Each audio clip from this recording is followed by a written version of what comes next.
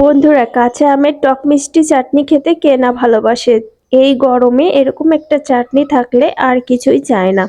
এরকম একটা চাটনি খেতে যেরকম সুস্বাদু, সেরকম এই গরমে গায়ের গরমটা অনেকটা কেটে যায়।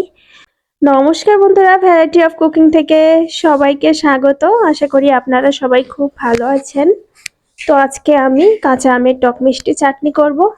তো বন্ধুরা, রেসিপিটি শুরু করার আগে আপনাদের কাছে রিকোয়েস্ট থাকলো ভিডিওটি পুরোটা দেখবার জন্য। আর যারা এখনো আমার চ্যানেলটিকে সাবস্ক্রাইব করে উঠতে পারেননি, অর্থাৎ আমার চ্যানেলে নতুন, তারা দ্রুত সাবস্ক্রাইব করে আমার পাশে থাকবেন। তো বন্ধুরা, আমি এখানে 2টা কাঁচা আম নিয়ে নিয়েছি। আম 2টা একদমই টাটকা আর প্রচন্ড টক আম 2টা।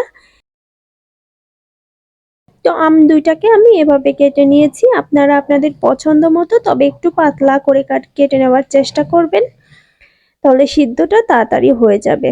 তো আমি চুলায় চলে এসেছি, সামান্য তেল দিয়ে নিয়েছি। এই তেলে কিন্তু কোনো প্রকার ফোড়ন ব্যবহার করিনি এখনো। তো এই সামান্য তেলে একটু নুন হলুদ মিশিয়ে দিয়ে ভালো করে ভেজে নেব, একদম আমটা নরম হওয়া পর্যন্ত মিডিয়াম আঁচে আমগুলো ভেজে নেব। একটু সময় নিয়ে 2 মিনিটের মতো সময় লাগবে আমটা ভাজতে। দেখুন অলরেডি অনেকটাই গলে এসেছে, নরম হয়ে গিয়েছে, দেখেই বোঝা যাচ্ছে। তো আমি এখন জল দিয়ে দিলাম।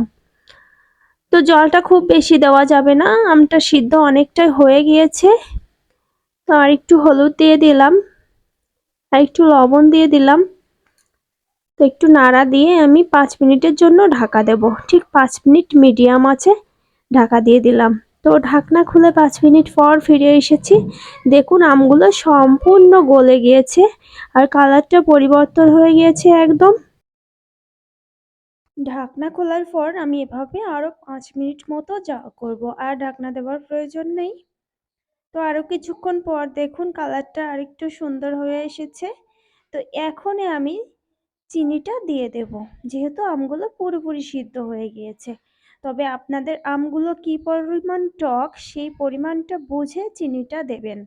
বা কে কতটা মিষ্টি খেতে ভালোবাসেন চাটনিতে, সেটি সেইভাবে দেবেন। আমি এখানে 2টা আম নিয়েছি, আমি এখানে 5 চামচ চিনি ব্যবহার করছি, এবং আম 2টা ছিল প্রচণ্ড পরিমাণে টক। আর আমটা যেহেতু একদম গলিয়ে নিয়ে চাটনিটা করছি, সেহেতু চিনির পরিমাণটা একটু বেশি লাগবে। তো দেখুন অনেকটাই ঘন হয়ে এসেছে। চিনিটা দেবার পর চিনিটা গলে গিয়ে আমের কালারটা অনেক সুন্দর হয়ে এসেছে আর ঘন হয়ে গিয়েছে। এ পর্যায়ে আমি চুলাটা অফ করে দিলাম। দেখুন কতটা ঘনত্ব এসেছে, আমগুলো অনেক সুন্দর সিদ্ধ হয়ে গিয়েছে। এবারে আমটা ঢেলে নামিয়ে নেব। তো পরবর্তী প্রসেসে চলে এসেছি। এখানে কড়াইতে সামান্য একটু তেল দিয়ে নিয়েছি। তো তেলের মধ্যে এখন সরিষা আর শুকনো মরিচটা ফোড়ন দিয়ে দিলাম। শুকনো মরিচটা 2 টুকরো করে নিয়েছি। একটু পোড়া পোড়া করে, মানে ফ্লেভার আসা পর্যন্ত ভেজে নেব। এটা ভালো করে পোড়া পোড়া করে না ভাজলে সুন্দর গন্ধটা বা স্বাদ হবে না। তো এবারে আমটা আমি ঢেলে দিলাম। তো জাল করা আমটা দিয়েছি, 90% হয়ে গিয়েছিল, বাকি 10% এইটা ফুটলেই হয়ে যাবে। তো ফোড়নটা দেওয়ার পর কিন্তু আর জাল করব না, জাস্ট একটু ফুটে উঠবে, ঠিক তখনই চুলাটা অফ করে দেব। তো আমি চুলাটা অফ করে দিয়েছি। দেখুন নামিয়ে নিয়েছি, দেখতে কত সুন্দর লাগছে। এটা ডাল মাছের সাথে খুব সুন্দর লাগবে, শুধু ভাতেও খাওয়া যাবে। খেতে অসাধারণ সুন্দর হয়, অনেক টেস্টি হয়। তো বন্ধুরা, বাড়িতে এভাবে অবশ্যই তৈরি করবেন, আমাকে জানাবেন খেতে কেমন হয়েছে। আর বন্ধুরা, যারা আমার চ্যানেলে নতুন, তাদেরকে অসংখ্য ধন্যবাদ আমার ভিডিওটি দেখবার জন্য।